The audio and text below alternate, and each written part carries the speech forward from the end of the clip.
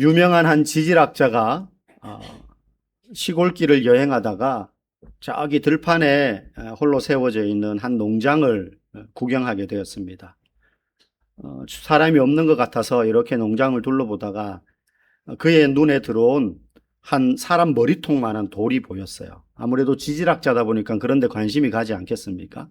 보니까 헛간문이 바람에 닿히지 않도록 이렇게 문을 고이는 돌로 이렇게 쓰고 있는 거예요. 근데 마침 그 농장의 주인처럼 보이는 농부가 오더니 이제 인기척을 냅니다. 누구세요? 그러니까 여기 저 지나가는 여행객인데 이 돌은 어디서 구했습니까? 그러니까 좀 이상한 질문이잖아. 우리 집 앞 개울가에서 들고 왔다. 딱 우리 나무 이 문 받치기 딱 좋은 크기여서 내가 골라왔다. 그러니까 이 돌이 무슨 돌인지 아십니까? 그냥 뭐 돌이죠. 이건 그냥 돌이 아닙니다. 이 돌은 우주에서 떨어진 운석의 파편입니다. 그래서 이걸 내다 팔면 최소 1억은 받을 수 있습니다. 이렇게 말한 거예요. 여러분, 아무리 좋은 것도 가치를 모르면 그냥 문을 고이는 돌 정도로밖에 모르는 거예요. 사실 우리가 인생을 살다 보면 그런 게 참 많습니다. 여러분, 그리스도인에게 있어서 가장 가치 있는 게 뭘까요? 예수 그리스도죠. 예수 그리스도. 돈도 중요합니다. 가치 있죠. 하나님이 우리에게 물질을 주시는 이유도 그걸 그만큼 잘 쓰라고 주신 것 아니겠어요? 건강 너무 중요하죠. 건강 너무 중요합니다. 그런데요, 그 모든 것들을 다 합한 것보다 더 가치 있는 것이 있는데 그것이 바로 예수 그리스도예요. 진짜 가치를 알면 행동이 달라집니다. 가치를 모르면 그 보물도 한낱 돌멩이에 불과한 거예요. 오늘 우리 집사님께서 대표기도 해주셨는데 깜짝 놀랐습니다. 오늘 설교 본문이랑 관계된 내용이어서 설교 한 절반은 들으신 것 같아요. 여러분, 초대교회 성도들이 핍박을 받아서 막 흩어집니다. 그런데 흩어지면서도 신앙을 포기하지 않은 이유가 어디에 있을까요? 여러분, 초대교회 성도들이 흩어졌다라는 건요, 예산일이 아닙니다.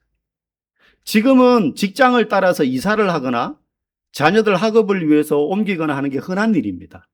저 지역 가면 또 거기서 일하면 돼요. 하다못해 외국까지도 가지 않습니까? 그게 그렇게 너무너무 어렵고 죽을 일은 아니에요. 근데 이 고대 시대, 2000년 전에는요, 자기가 살던 터전을 떠난다, 그 공동체를 벗어난다, 이건 목숨을 걸 만한 일이에요. 여한 일이 있지 않은 이상 그냥 그 집에서 태어나고 그 집에서 살다가 죽는 거예요. 저희 부모님 세대만 해도 그랬잖아요. 저희 조부 세대만 해도 그냥 그 마을에서 태어나서 그 마을에서 살다가 그 인근에서 일하다가 옆마을 처자 만나서 결혼하고 그냥 거기서 시종 마을 이루고 그렇게 살다가 그냥 사는 거지. 타지로 간다? 이 김씨네 아들이 이번에 일자리 구하러 서울을 갔대. 온 동네 소문날 일이었어요. 그런데 이 고대에는 더할 나위 없죠. 그런데 초대교회 성도들이 신앙을 포기하지 않으려고 예수를 계속 믿기 위해서 핍박이 임한 예루살렘을 떠나서 흩어져요. 생업을 포기하는 겁니다. 건강에 어려움을 겪는 정도가 아닙니다. 이제 내 미래가 어떻게 될지 모르는 극심한 불안함 속에 나를 던지는 거예요. 그럼에도 불구하고 그들이 예수를 포기하지 않을 수 있었던 것은 그들이 이 세상을 살면서 획득할 수 있는, 그리고 지금까지 쌓아놓았던 모든 것들과 예수 그리스도를 저울에 올려놓고 저울질했을 때 어느 쪽으로 무게가 기울어졌기 때문이죠. 예수님께로 무게가 기울어졌기 때문에 과감하게 이걸 택한 거예요. 내가 이거 다 포기하더라도 예수님은 포기 못해. 그러니 그들이 갈 수 있었던 거예요. 누가 그들 보고 막 등 떠밀었습니까? 야, 너 신앙의 자유를 찾아서 도망가야 돼. 그렇게 하지 않았어요. 오히려 도망 못 가도록 잡고 색출하고 신고했죠. 그런데도 그들은 도망갔던 거예요. 왜냐하면 예수 그리스도가 내 삶의 모든 것과 저울질해도 더 가치 있는 보물이다라는 사실을 깨달았기 때문입니다. 그들이 신앙을 지킬 수 있었던 원동력이에요. 오늘 우리가 읽은 19절에 보면 스데반의 일로 일어난 환란 때문에 흩어졌다 그랬어요. 우리가 사도행전을 쭉 매주 보고 있지만 7장에 보면 스데반 집사님의 환란이 일어나지 않습니까? 그래서 스데반 집사님이 돌에 맞아서 순교하는데 그 자리에 누가 있었어요? 회심하기 이전에 사울이 있었습니다. 돌 던지는 사람들의 옷을 맡아서 보관하던 사람이었고 그 이후에는 그리스도인들을 누구보다도 앞장서서 고발하고 체포하고 잡아가두는 일에 선두에 섰던 사람이었어요. 그 일을 하려고 다메섹으로 달려가다가 예수님을 만나 변화되지 않았습니까? 이 사울이 수많은 사람들과 교회들을 찾아다니면서 박해를 합니다. 그래서 막 흩어지게 되는데 오늘 본문에 보니까 버니게, 구브로, 안디옥 막 이런 데로 흩어졌다 그래요. 그러니까 뭐 장소를 잘 모르셔도 됩니다. 단 하나, 버니게는 어디냐? 요즘 한참 그 이스라엘이 계속 폭격했던 레바논에 기독교인이 엄청 많거든요. 중동 지역 중에서 기독교인이 제일 많은 곳이에요. 레바논이 바로 버니게입니다. 오늘 본문에 나오는. 그리로 흩어지고 또 구브로, 여기는 바나바의 고향인 구브로 섬이, 구약에는 기띔이라는 지명으로 나와요. 거리로 흩어지고 더 멀리 안디옥도 성경에 보면 두 군데가 나옵니다. 안디옥으로 막 흩어집니다. 이들은 왜 핍박을 받으며 불편을 감수하며 생업을 포기하는 그 위기와 불안함을 감수하면서까지 흩어지는가? 예수님이 더 귀한 분이기 때문에. 예수님이 더 귀한 분이기 때문에. 사실 우리는 이 초대교회 성도들이 그렇게 저울질했던 것과 똑같이 오늘날 우리도 예수님과 세상의 가치 사이에서 저울질하며 삽니다. 핍박이나 고난은 없어요. 여러분 오늘 아침에 교회 오는데 누가 신고할까봐 막 몰래 숨어가지고 교회 오신 분, 그런 분 없잖아요. 그런 건 없는데 우리는 뭐와 저울질하는가? 사실 초대교회 성도들과 크게 다르진 않아요. 핍박이라는 환경은 없지만 우리도 여전히 먹고 사는 문제. 여러분 인간의 가장 큰 고민이요, 뭐 장황하게 이야기할 수 있지만 뭐 미래에 대한 안전함, 노후 생활, 자녀들 장래, 뭐 여러 가지 것들이 있지만 한마디로 줄이면요, 내일 뭐 먹지 이거예요.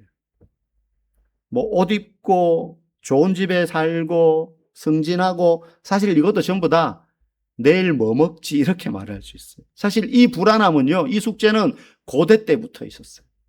수렵 채집할 때부터 열매 따먹고 사냥해서 짐승 잡아먹고, 지금도 아프리카 원주민들 부족들은 하루 일상이 뭡니까? 눈 뜨면 오늘 뭐 먹지, 뭐 잡아먹지, 어떻게 하면 굶지 않을까. 뭐 그런데 갈 필요도 없어요. 저희 한두 세대 이상만 올라가도 먹는 게 그게 생존의 문제였고 제일 고민이었어요. 그러니까 인간의 가장 큰 고민은 내일 뭐 먹지 이거예요. 저와 여러분이 열심히 땀 흘려 일하는 것도 사실 그 고민 때문에 하는 거예요. 그러니 우리는 끊임없이 이 먹는 것과 예수님 사이에서 저울질하는 시대에 살고 있습니다. 좀 더 잘 먹고 싶은 거예요. 좀 더 편안하게 먹고 싶은 거예요. 이것과 예수님 사이에서 우리는 저울질해요. 세상에서 가장 신비한 인체의 그 장기 중에, 신비 중에 제일 신기한 게 바로 디저트 배라고 합니다. 디저트 배. 뷔페 같은 데 가가지고 막 먹습니다. 돈이 아까워서라도 막 쑤셔 넣어요. 막 3만 원씩 주고 막 먹으면은 막 먹고, 이제 숨도 못 쉬겠어. 더 먹으면 죽을 것 같아. 그러다가 이제 마지막 한번 돌아볼까 하는데 보니까는, 달콤한 케이크에 돈 주고 안 사 먹을 과일에 커피에 음료에 이제 디저트가 쫙 있는 코너를 가면 또 이제 그거 이제 한 접시 또 옵니다. 그러면 앉아 있으면 내가 말은 안 하는데 위장은 이미 가득 찼는데 있죠. 본능적으로 저거 먹고 싶다 생각이 들면 뇌에서 위장에 명령을 내려요. 야, 디저트 들어올 차례가 돼서 빨리 밀어 넣어. 이제 위장이 막 움직이는 거예요. 그러면 조금 전까지만 해도 나 목구멍까지 찼어 이런 기분이었는데 그 순간 뇌의 명령에 의해서 위가 움직이는 거예요. 초인적인 능력으로. 그래서 막 우겨 넣습니다. 디저트 들어올 공간을. 그래서 거기에다가 이제 케이크니 빵이니 막 커피니 음료 막 때려 넣는 거죠. 그럼 또 그게 들어가요. 근데 여러분, 그것도 그때뿐이에요. 제가 예전에 수원에 있는 교회에서 사회 갈 때 어떤 성도분이 이제 교육자들 대접해 준다 그래가지고, 수원이 뭐가 유명합니까? 갈비가 유명하잖아요. 그 유명한 갈비집들 있죠. 수원에 어디 가면. 그래서 거기 가가지고 이분이 소갈비를 사주시는 거예요. 뭐 돼지갈비도 사주셨지만. 그래서 좀 이렇게 막 잘 대접해 주셨어요. 먹으니까 내 돈 주고는 그런 소갈비 못 먹는데 막 이제 대접해 주니까 감사한 마음으로 또 잘 먹으면 좋으니까 잘 먹었어요. 제가 그때 나이가 30대 초중반이에요. 그러니까 얼마나 식욕이 왕성합니까? 청년들하고 매주일 예배 마치면 막 봉차고 막 이럴 때니까 많이 먹었습니다. 엄청 먹었어요. 먹으니까 와, 진짜 배부르다. 와, 이거 내 돈 주고 이렇게 못 먹을 텐데. 그래가지고는 막 포만감에 가득 차가지고요. 왔어요. 마음에 이런 생각이 드는 거예요. 야, 입에 며칠 동안 안 꺼졌으면 좋겠다.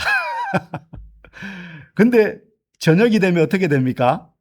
또 배고파요. 소처럼 되새김질 할 수 있으면 좋은데 하나님이 우리를 그렇게 안 만드셨어요. 삼시세끼 먹도록 만들으셨기 때문에. 저녁 되니까 또 배고파. 근데 또 소갈비 사 먹을 수 있어요? 라면 끓여 먹었어요. 라면 끓여 먹는 겁니다. 네. 여러분, 재벌은 맨날 소갈비 먹는 줄 아세요? 아니에요. 제가 예전에 이제 어떤 교육자들 큰 교회 이제 모임이 있는데, 뭐 재벌까지는 아닌데 우리나라에서 네노라는 기업의 이제 CEO들이 모여 있는 자리에 같이 한 적이 있어요. 있는데 뭐 그분들이 그런 이야기 하더라고요. 자기들도 알아요. 세상 사람들이 자기들을 어떻게 보는지. 돈 많으니까, 재산 많으니까 맨날 막 사람들, 일반 사람들은 못 먹는 진귀한 음식 먹으면서 막 호화롭게 사는 줄 아는데 아니라고. 아침에 자기 회사 출근할 때 우유에 시리얼 말아 먹고 출근한다.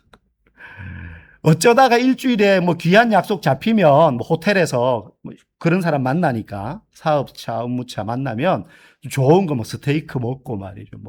뭐 미슐랭 셰프집 가가지고 가끔 먹는데 자기들도 그렇게 아침에 시리얼 먹고 저녁에 집에 들어오면 부인이 해주는 된장찌개 먹는다는 거예요. 맨날 막 소갈비 먹고 뭐 캐비아 먹고 이런 거 아닙니다. 여러분, 그런 거 먹는다고 해서 만족이 되지 않아요. 만족이 되지 않아요. 아무리 잘 먹어도요, 안 채워집니다. 또 뭔가 갈급함이 생기는 거죠. 채워도 안 채워지는 육신의 갈급함. 이유가 뭐냐? 우리의 영혼이 채워지지 않기 때문이라는 거예요. 우리의 영혼이 채워지지 않기 때문이에요. 영혼이 배고프니까.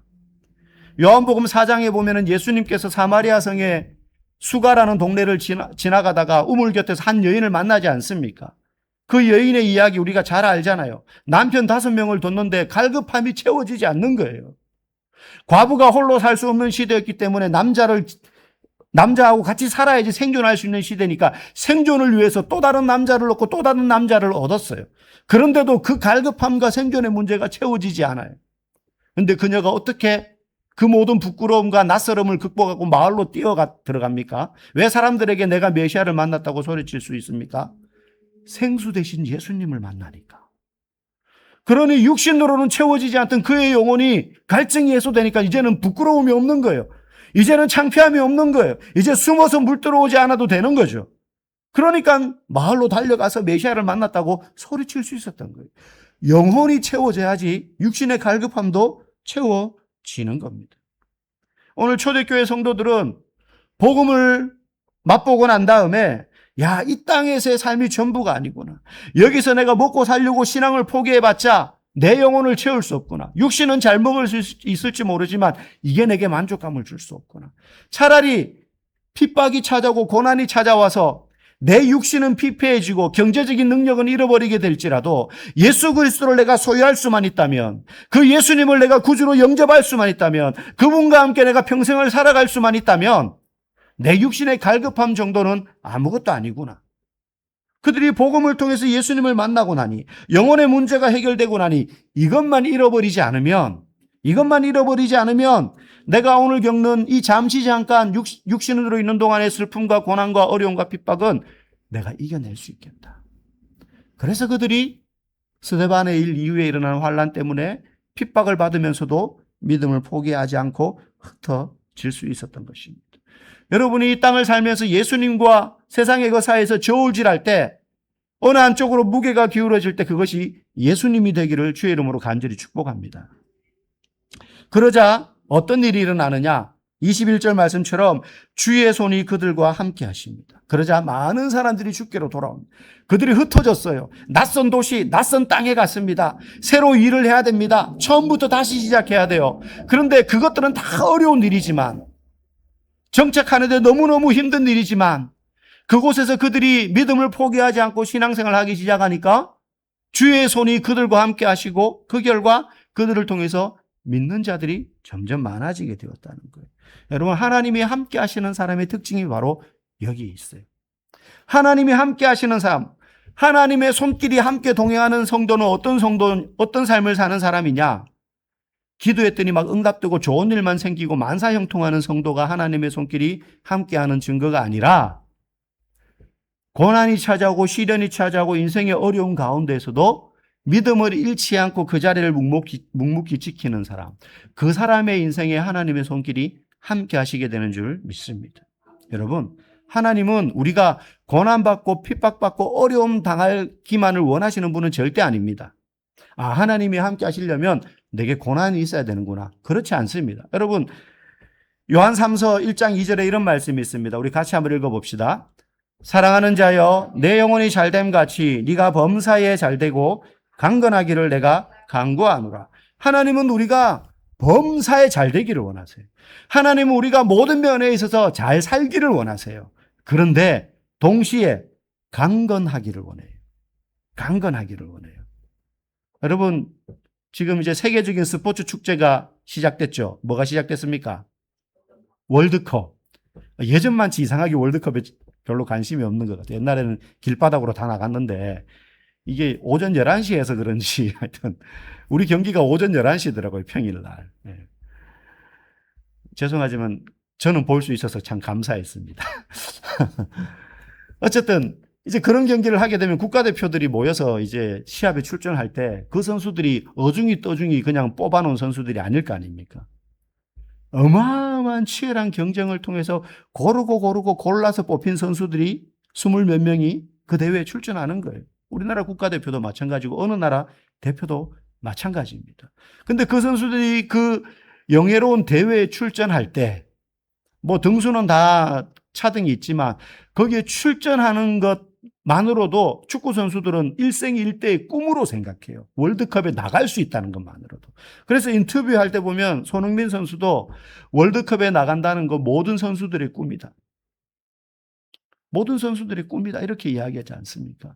그런데 거기에 나갈 때 이 선수들이 뜨뜻한 방에 누워가지고 사우나 하면서 먹고 싶은 거 다 먹고 배 두드리다가 그렇게 대회에 나가는 게 아니에요. 진짜 입에 단내 나도록 내가 축구하기를 정말 후회한다 라는 생각이 들 만큼, 죽고 싶다라는 생각이 들 만큼 막 돌림. 그래서 축구 선수들 보면 박지성 선수도 30대 초중반에 은퇴했잖아요. 왜요? 무릎이 다 나간 거예요. 그래서 박지성 선수는 지금 축구 못해요. 그냥 설렁설렁 걷는 것밖에 못합니다. 무릎이 다 갈아 넣는 거예요. 10대, 20대, 30대에. 일반인들이 70, 80살 그 몸을 그 나이에 다 갈아 넣는 겁니다. 그렇게 해야 그런 데에 나갈 수 있는 거예요. 여러분, 하나님이 우리를 향해서 범사에 잘 되고 그렇게 살기를 원하는데 동시에 강건하기를 원하세요. 근데 강건하려면 어떻게 해야 되느냐? 맨날 입에 땡기는 거 먹고 운동은 안 하고 그냥 집에서 퍼질러 자면 근육이 녹습니다. 뼈가 삭아요. 뼈가 삭습니다. 제가 여러분 아직 표시는 안 나지만 지금 한 2.6kg 빠졌습니다. 이쪽 한 몇백 그램만 더 빼면 이제 3kg 빠져요. 불과 2주 만에. 2주 만에. 다이어트를 특별히 한 건 아닙니다. 먹는 양 조금 줄이고 운동을 이제 하기 시작했어요. 이제 그 자전거 집에서 타고 그리고 일주일에 4일은 배드민턴을 칩니다. 동네에서 치는 게 아니고 동네 클럽에 이제 동호회에 제가 가입을 했어요. 그래서 일주일에 4번 나가는데 이게 가면 한 2시간 반, 3시간 치거든요. 체육관에서. 운동량이 장난이 아닙니다. 온몸이 땀으로 젖어요. 그래서 겨울에 올라갔는데 몸무게가 줄어 있는 거예요. 땀이 그만큼 빠졌나 했는데 그 다음날 또 좀 더 줄고 조금씩 줄고 있어요. 강건해지려면 몸에 부하가 걸려야 돼요. 우리의 몸이 그런데 우리의 영혼이 강건해지려면요. 온실 속의 화초처럼 주는 영양분만 가만히 받아 먹어서는 안 됩니다. 노지에서 비바람 견디고 필요한 영양분을 흡수하기 위해서 더욱 깊게 땅속으로 뿌리를 내리는 나무처럼 좀 고생하고 힘들어도 믿음의 뿌리를 깊게 내리기를 하나님은 우리에게 원하셔요. 그게 강건해지는 거예요. 그렇게 살려고 몸부림칠 때 주의 손이 그 사람과 함께하는 것입니다. 그냥 이렇게 있으면 은혜가 떨어지겠지. 강건해지지 않습니다. 사모하고 갈구해야 됩니다. 몸부림쳐야 되고요. 주님과 세상의 그 사이에서 저울질할 때 이걸 택하는 게 너무 어려운데 그래도 예수 그리스도를 택하기 위해서 몸부림칠 때 그때 강건함이 있어요. 영혼의 근육이 생겨요. 영혼의 근육이 생겨요. 며칠 처음에 한 일주일 처음에 치고 나니까 막 어깨가 너무 아픈 거예요. 돌아눕지를 못하겠는 거예요. 지금은 이제 좀 나아졌어요. 약간씩 적응해 가는 것 같아요. 코치에게 이제 레슨 받고 있거든요. 못한다고 다음 주에 숙제 더 해오라고 막 이제 자세 틀렸다고 막 혼나고 막 그래요. 속으로는 지가 공 좀 잘 올려주지 막 이렇게 코치가 공을 올려주면 제가 이렇게 쳐야 되거든요. 막 속으로는 뿔따고는 어떻게 합니까? 그분이 이제 선생님인데 알겠습니다. 요렇게 하면 돼요. 요렇게 하면 돼요. 막 물으면서 배우고 있어요. 그래야지 근육이 생기는 거예요. 영혼의 근육도 마찬가지. 그때 하나님의 손이 우리와 함께 하시는 줄 믿습니다. 목회를 하다 보면 몸이 아파 힘들어하는 성도들 보면 그렇게 가슴이 아플 수가 없어요.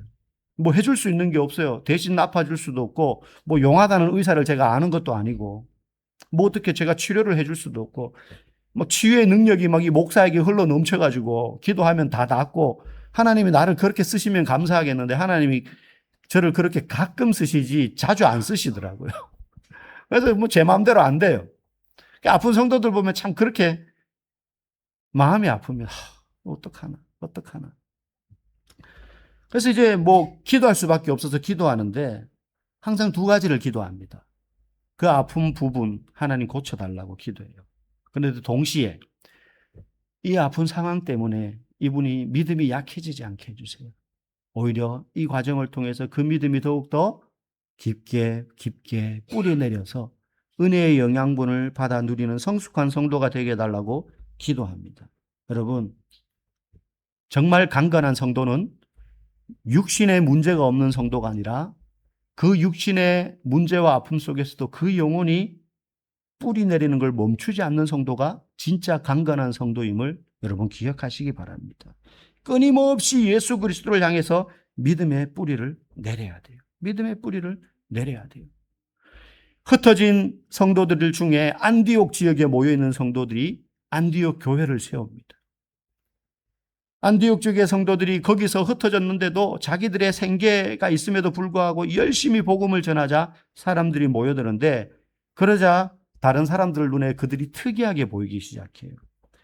999명이 똑같이 행동하고 생각하는데 한 명이 별다르게 행동하고 생각하면 그런 사람들을 보고 오늘날 또라이라고 부릅니다. 그런데 그런 사람이 100명 중에 10명이다. 그러면 또라이들이라는 소리를 들어요. 이때까지는 비웃는 말이에요. 조롱하는 의미입니다. 그런데 100명 중에 20명이, 100명 중에 30명이 그렇게 행동하잖아요. 그러면 더 이상 또라이들이라고 못 불러요. 두려워하기 시작합니다. 조롱의 의미가 아닙니다. 더 이상. 오늘 본문에 보면 안디옥 교회 성도들을 향해서 비로소 그리스도인이라고 일컬었더라 해요. 처음에는 이게 조롱의 의미였어요. 예수쟁이. 제가 아는 여집사 중에 회사에서 별명이 예수쟁이 미친년이라는 분이 있거든요. 중년이 저랑 나이가 비슷해요. 별명이 예수쟁이 미친년이에요. 회사 사람들이 그렇게 불렀어요. 남편하고 이혼당하고 아들 혼자 키우고 억척같이 살았죠. 근데 나중에 많은 시간들이 지납니다. 근데 더 이상 그분에게 예수쟁이 미친년이라고 부르는 사람 아무도 없어요. 선생님이라고 부르요. 선생님. 지금은 그분이 대안학교를 세워가지고 기독교 대안학교를 운영해요. 일도 하면서 동시에. 여러분, 알렉산더 대왕이 헬라 지역을 다 평정하고 제국을 완성했는데 전쟁터에서 계속 겁을 먹고 도망치는 병사가 눈에 띄는 거예요. 그래서 불렀습니다. 너 이름이 뭐야? 너 왜 자꾸 도망가? 이름이 뭐야? 그러니까 알렉산더입니다. 이러는 거예요. 대왕이 자기 이름하고 똑같은 거예요. 뭐라고? 네 이름 뭐라고? 알렉산더입니다. 그러니까 너 당장 이름을 바꾸든지 아니면 그 이름에 맞게 살아. 이게 어떻게 하지는 못하고 이름을 바꾸든지. 그래서 내 이름에 먹칠하지 말라는 거죠. 여러분, 우리는 그리스도인이에요. 근데 우리가 영적 전쟁에서 뒤로 물러서고 도망가고 뭐 좀 시험하고 어려움 오면 믿음을 내팽개치고 이쪽으로 저울질해서 가버리고 하면 주님이 우리를 보실 때 뭐라 그러겠습니까? 야, 너 그리스도인이라는 이름 버려. 안 그러면, 그렇지 않을 거면 그 그리스도인이라는 이름에 알맞게 살아. 제발. 여러분, 그러지 않겠습니까? 저와 여러분들이요, 그리스도인이라는 그 뜻은요, 그리스도에게 속한 자라는 뜻이에요. 그리스도에게 속한 자. 그리스도에게 속한 자, 작은 예수 이런 뜻입니다. 우리를 통해서 내가 어디에 속해 있는지를 세상 사람들이 보는 거예요. 우리를 통해서 예수를 보는 겁니다. 안디옥에서 이 이름이 처음 불렸을 때는 조롱의 의미였지만 나중에는 그들의 삶이 예수님을 닮아 있었기 때문에 붙여진 이름이 돼요. 오늘날 그리스도인은 아무도 조롱의 의미로 쓰지 않습니다. 저와 여러분이 어떻게 사느냐에 따라 달린 거예요. 여러분 어디에 속한 사람입니까? 주일날 교회 오면 예수님께 속한 사람이고 예배를 마치고 나가면 세상에 속한 사람, 양쪽 저울줄을 그때그때 다르게 하는 사람입니까? 그래서는 안 됩니다. 우리는 어디에 있든지 무슨 일을 하든지 주님께 속한 자라는 사실을 여러분 기억하시기 바랍니다. 그래서 항상 우리는 저울질 할 때 예수님께 무게를 둬야 됩니다. 여러분, 저와 여러분이 주기도문을 잘 외우고 성경 구절을 성경 지식이 넘치고 말을 잘한다고 해서 주님께 소속되어 있다는 것을 드러내는 게 아닙니다. 술자리든 가정이든 교회 밖이든 마을에서든 내가 하는 말과 뿜어내는 성품과 삶의 태도와 그리고 진실한 신앙의 모습을 통해서 저와 여러분이 어디에 속해 있는지를 세상 사람들이 알게 돼요. 저와 여러분 모두가 이번 한 주도 또 매일매일 그 자리에서 나는 주님께 속한 자다. 이 사실을 잊어버리지 않고 살아갈 수 있기를 주의 이름으로 간절히 축복합니다.